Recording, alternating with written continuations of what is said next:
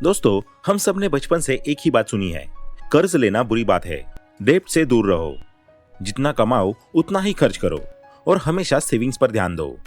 लेकिन क्या आपने कभी सोचा है कि दुनिया के सबसे अमीर लोग अपनी दौलत बनाने के लिए सबसे ज्यादा किसका इस्तेमाल करते हैं?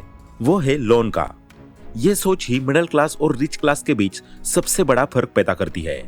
एक मिडिल क्लास आदमी लोन से डरता है, उसे एक लायबिलिटी मानता है, जबकि एक रिच आदमी इसे एक पावरफुल फाइनेंशियल टूल की तरह इस्तेमाल करता है, एक ऐसा लिवरेज जो उसकी वेल्थ क्रिएशन की रफ्तार को बूस्टर देता है। लोन खुद में न तो अच्छा होता है न बुरा, यह निर्भर करता है कि आप इसका इस्तेमाल किस लिए कर रहे हैं। एक एसेट बनाने के लिए जो भविष्य में आपको पैसा कमा कर देगा, या एक लग्जरी आइटम खरीदने के लिए जो समय के साथ अपनी कीमत खो देगा। ज्यादातर लोग लोन से इसलिए डरते हैं क्योंकि उन्होंने लोन के बोझ में दबे लोगों की कहानियां सुनी है, जिन्होंने क्रेडिट कार्ड का डेब्ट चुकाने के लिए दूसरा लोन लिया और डेब्ट ट्रैप में फंस गए। लेकिन दूसरी तरफ ऐसे भी लाखों लोग हैं जिन्होंने एक बिजनेस शुरू करने के लिए, एक प्रॉपर्टी खरीदने के लिए या उच्च शिक्षा पाने के लिए लोन लिया और अपनी जिंदगी को पूरी तरह से बदल दिया। इस वीडियो में आप सीखेंगे कि कैसे कैलकुलेटेड रिस्क लेकर और सही फाइनेंशियल डिसिप्लिन अपनाकर आप भी लोन की ताकत का इस्तेमाल कर सकते हैं। यह पूरी तरह से एक माइंडसेट शिफ्ट का खेल है। आपको यह समझना होगा कि लोन सिर्फ एक उधार लिया हुआ पैसा है जिसे आपको इंटरेस्ट के साथ वापस करना है। अगर आप उस पैसे को इस तरह इन्वेस्ट करते हैं कि वो आपको इंटरेस्ट रेट से ज्यादा रिटर्न दे सके, तो आप सीधे तौर पर बैंक के पैसे पर प्रॉफिट कमा रहे हैं और यही वेल्थ क्रिएशन का सीक्रेट सोर्स है। हम कुछ रियल लाइफ एग्जांपल्स और कैलकुलेशंस के साथ इस कंसेप्ट को विस्तार से समझेंगे, ताकि आप ये जान पाए कि कब लोन लेना आपके लिए रिस्क नहीं बल्कि एक स्मार्ट फाइनेंशियल मूव है। फर्स्ट है लोन फॉर एसेट्स। दोस्तों, अमीर बनने की शुरुआत यहीं से होती है, गुड डेब्ट और बैड डेब्ट को पहचानना। गुड डेब्ट वो है जिसे आप लोन फॉर एसेट कह सकते हैं। एसेट वो चीज है जो आपको पैसा कमा कर देती है और लायबिलिटी वो है जो आपके पॉकेट से पैसा निकालती है। जब आप एक एसेट बनाने के लिए लोन लेते हैं तो आप बैंक के पैसों को अपनी दौलत बढ़ाने के काम पर लगा देते हैं। इस स्ट्रेटेजी को फाइनेंशियल लीवरेज कहा जाता है, यानी दूसरों के पैसे का इस्तेमाल करके अपनी दौलत बढ़ाना। चलिए इसे एक एग्जाम्पल से समझते हैं। आनंद एक सॉफ्टवेयर डेवलपर है। उसने 25 लाख रुपए का होम लोन 9% के रेट से लिया है, लेकिन उसने ये लोन एक ऐसी प्रॉपर्टी में इन्वेस्ट किया है जिसकी एप्रिसिएशन रेट 12% से 15% है। यहाँ उसकी गणित एकदम साफ थी। रिटर्न ऑन इन्वेस्टमेंट 12% है, जो कॉस्ट ऑफ डेब्ट से ज्यादा है। वो हर साल बैंक के पैसे पर 3% से 6% का सीधा प्रॉफिट कमा रहा है। अब 5 साल बाद उसकी इनिशियल इन्वेस्टमेंट सिर्फ 5 लाख की थी, लेकिन प्रॉपर्टी की वैल्यू में उछाल के चलते उसकी नेटवर्थ लगभग 40 लाख हो गई, वो भी आउटस्टैंडिंग लोन चुकाने के बावजूद। अब अगर आनंद लोन नहीं लेता और सिर्फ सेविंग करता तो उसको इतना बड़ा कैपिटल बनाने में शायद काफी साल लग जाते। चलिए गुड डेब्ट का एक और एग्जांपल देखते हैं। विक्रम एक बिजनेसमैन है। उसने 10 लाख का लोन 12% इंटरेस्ट रेट पर लिया है। अब वो उस पैसे से एक नई मशीन खरीदता है। यह मशीन उसके प्रोडक्शन को 30% बढ़ा देती है, जिससे उसका एनुअल प्रॉफिट 3 लाख बढ़ गया। यहाँ उसका आरओआई यानी रिटर्न ऑन इन्वेस्टमेंट है 30%, जबकि कॉस्ट ऑफ डेब्ट सिर्फ 12% है। यानी वो लोन के पैसों से हर साल 1,80,000 का नेट प्रॉफिट कमा रहा है। लोन यहाँ एक बाधा नहीं बल्कि एक ग्रोथ पार्टनर बन गया है। इसके विपरीत अगर आप एक नई लग्जरी कार खरीदने के लिए लोन लेते हैं तो वो पहले दिन से ही अपनी कीमत खोना शुरू कर देती है और सिर्फ लायबिलिटी बढ़ाती है। इसीलिए ज्यादातर अमीर लोग सिर्फ इन्वेस्टमेंट के लिए लोन लेते हैं, क्योंकि उन्हें पता है कि पैसा कहाँ ग्रो होगा और कहाँ डिप्रिशिएट होगा। इसलिए जब भी लोन लेने का विचार आए तो खुद से पूछिए, क्या ये लोन मेरे लिए एक एसेट है या एक लायबिलिटी? सेकंड है आरओआई कैलकुलेशन। दोस्तों, लोन लेने से पहले सबसे जरूरी स्टेप है रिटर्न ऑन इन्वेस्टमेंट का सही कैलकुलेशन करना। ये एक ऐसा फिल्टर है जो गुड डेब्ट और बैड डेब्ट को अलग करता है। ये एक स्ट्रिक्ट फॉर्मूला है जिसका पालन हर सक्सेसफुल इन्वेस्टर करता है।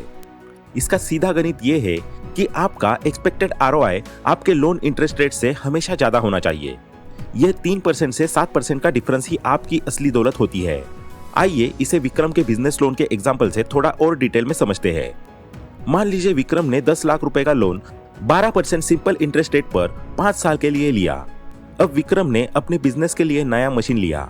यह नया मशीन सालाना 3 लाख रुपए का एक्स्ट्रा प्रॉफिट दे रही है। अब लोन कॉस्ट की बात करते हैं। 5 साल के लिए 12% की दर से EMI लगभग 22,244 होगी। 5 साल में विक्रम कुल 13,34,640 रुपए चुकाएगा, यानी इंटरेस्ट कॉस्ट है 3,34,640 रुपए। लेकिन अगर हम प्रॉफिट की बात करें तो विक्रम का कुल प्रॉफिट 5 साल में होगा 15 लाख रुपए और लोन चुकाने के बाद टोटल नेट प्रॉफिट होगा 11,65,360 रुपए। इस कैलकुलेशन से साफ है कि लोन लेना न केवल जस्टिफाइड था, बल्कि इसने विक्रम के कैपिटल को बढ़ाया। अगर विक्रम लोन नहीं लेता तो ये प्रॉफिट कभी बनता ही नहीं। दूसरी तरफ अगर विक्रम ने ये लोन 7% रिटर्न देने वाली FD में डाल दिया होता तो उसे 12% इंटरेस्ट चुकाना पड़ता और 7% ही रिटर्न मिलता, यानी 5% का सीधा लॉस होता। इसलिए हर लोन लेने से पहले ये ROI कैलकुलेशन जरूर करें। यह कैलकुलेशन ही आपको डेट ट्रैप से बचाएगा और वेल्थ क्रिएशन की सही राह दिखाएगा। थर्ड है टैक्स बेनिफिट्स और कैश फ्लो मैनेजमेंट। दोस्तों, लोन लेने का एक और बड़ा फायदा है जिसके बारे में मिडिल क्लास लोग कम जानते हैं, और वो है टैक्स बेनिफिट्स। भारत में कुछ खास तरह के लोन्स जैसे होम लोन और एजुकेशन लोन पर सरकार टैक्स डिडक्शन देती है, जिससे आपका इफेक्टिव इंटरेस्ट रेट बहुत कम हो जाता है। यह टैक्स सेविंग आपके पैसे बचाती है, जिसे आप कहीं और इन्वेस्ट करके अपनी वेल्थ को और बढ़ा सकते हैं। एग्जाम्पल के लिए होम लोन की बात करते हैं। अगर आपने 50 लाख रुपए का होम लोन लिया है तो सेक्शन 80C प्रिंसिपल रीपेमेंट पर आप 1.5 लाख तक का टैक्स डिडक्शन क्लेम कर सकते हैं और सेक्शन 24B इंटरेस्ट पेमेंट पर 2 लाख तक का टैक्स डिडक्शन मिलता है। मान लीजिए आप 30% के टैक्स स्लैब में आते हैं तो आप इन दोनों सेक्शन के तहत टोटल 3.5 लाख रुपए का डिडक्शन क्लेम कर सकते हैं। इस टैक्स सेविंग के कारण 9% के रेट से लिया गया आपका होम लोन वास्तव में 7% से भी कम इंटरेस्ट रेट पर पड़ सकता है। ये एक स्मार्ट वे है जिससे आप अपनी वेल्थ को बढ़ा सकते हैं। इसके अलावा लोन आपको कैश फ्लो मैनेजमेंट में भी मदद करता है। मान लीजिए आपको अचानक किसी बड़ी मेडिकल इमरजेंसी के लिए 8 लाख रुपए की जरूरत है। अगर आप पर्सनल लोन नहीं लेते हैं तो आपको अपनी सारी सेविंग्स जो आपने रिटायरमेंट या बच्चों की एजुकेशन के लिए रखी है वो यूज करनी पड़ेगी। लोन आपको लॉन्ग टर्म फाइनेंशियल गोल से समझौता किए बिना इमीडिएट प्रॉब्लम को हल करने का मौका देता है। पर्सनल लोन आपको क्विक लिक्विडिटी देता है ताकि आप अपने एसेट्स को लिक्विडेट न करें। यह फाइनेंशियल प्लानिंग का एक महत्वपूर्ण हिस्सा है। अमीर लोग अपने लॉन्ग टर्म इन्वेस्टमेंट्स को कभी नहीं यूज करते। वे छोटे फाइनेंशियल गैप्स को भरने के लिए लोन्स का इस्तेमाल करते हैं, क्योंकि वे जानते हैं कि उनकी इन्वेस्टमेंट्स लोन के इंटरेस्ट रेट से ज्यादा रिटर्न कमा रही है। फोर्थ है डेट ट्रैप और मेंटल स्ट्रेस। दोस्तों, लोन की अच्छाइयों के साथ ही उसके खतरों को समझना भी उतना ही जरूरी है। लोन का सबसे बड़ा खतरा है डेट ट्रैप। वो स्थिति जब आप एक लोन चुकाने के लिए दूसरा लोन लेते हैं और यह सिलसिला कभी खत्म नहीं होता। यह तब होता है जब आप फाइनेंशियल डिसिप्लिन खो देते हैं या ROI कैलकुलेशन को नजरअंदाज कर देते हैं। लग्जरी के लिए पर्सनल लोन लेना और फिर जॉब लॉस के बाद EMI न भर पाना हमें एक ऐसे दलदल में ले जा सकता है जहां से निकलना बहुत मुश्किल है। डेट ट्रैप से बचने के लिए सबसे पहले आपको अपनी EMI को मैनेजेबल रखना होगा। फाइनेंशियल एक्सपर्ट्स का गोल्डन रूल हमेशा याद रखें। आपके लोन की टोटल EMI आपके इनकम के 40% से ज्यादा नहीं होनी चाहिए। अगर आपकी इनकम 1 लाख है तो आपकी सारी EMI मिलकर 40,000 से ज्यादा नहीं होनी चाहिए। अगर ये रेशो बिगड़ता है तो आप स्ट्रेस और एंजाइटी के शिकार हो सकते हैं। लोन का बोझ सिर्फ फाइनेंशियल नहीं होता, इससे मेंटल हेल्थ पर भी निगेटिव इंपैक्ट होता है। लगातार EMI की चिंता, बैंक के कॉल्स और फैमिली प्रेशर आपके वर्क परफॉर्मेंस को प्रभावित करते हैं, जिससे आपकी अर्निंग पोटेंशियल और भी कम हो जाती है। इससे बचने के लिए सबसे महत्वपूर्ण है इमरजेंसी फंड। लोन लेते समय आपको 6 से 12 महीने की EMI के बराबर एक इमरजेंसी फंड हमेशा अलग रखना चाहिए। यह फंड किसी भी अनएक्सपेक्टेड सिचुएशन जैसे जॉब लॉस या मेडिकल इमरजेंसी के दौरान आपकी EMI को चुकाने में मदद करेगा और आपको डेट ट्रैप में फंसने से बचाएगा। यह सेफ्टी नेट आपको फाइनेंशियल सिक्योरिटी देती है और आपकी रातों की नींद हराम होने से रोकती है। और दूसरा, आपको यह ध्यान रखना है कि आपके लोन की EMI कभी मिस ना हो। EMI मिस करना आपके क्रेडिट स्कोर को तेजी से गिराता है और एक बैड क्रेडिट स्कोर आपको भविष्य में किसी भी फाइनेंशियल अपॉर्चुनिटी से वंचित कर सकता है। लोन एक डिसिप्लिन मांगता है और जो इस डिसिप्लिन का पालन करता है वो इसे एसेट में बदल देता है और जो नहीं करता वो इसे लायबिलिटी बना देता है। फिफ्थ एंड लास्ट है वेल्थ क्रिएशन के लिए लोन का इस्तेमाल। दोस्तों, अब जबकि आपने गुड डेब्ट और बैड डेब्ट का फर्क समझ लिया है और रिस्क मैनेजमेंट के तरीके जान लिए हैं, तो आइए देखते हैं कि लोन का इस्तेमाल एग्रेसिव वेल्थ क्रिएशन के लिए कैसे किया जा सकता है। यह स्ट्रैटेजी उन लोगों के लिए है जो रिस्क ले सकते हैं और जिनका फाइनेंशियल विजन साफ है। एग्रेसिव वेल्थ क्रिएशन का एक बेहतरीन टूल है LAS, यानी लोन अगेंस्ट सिक्योरिटीज। मान लीजिए आपने स्टॉक मार्केट या म्यूचुअल फंड्स में इन्वेस्टमेंट करके 50 लाख रुपए का एक पोर्टफोलियो बनाया है। आपको बिजनेस एक्सपेंशन के लिए 10 लाख रुपए की जरूरत है।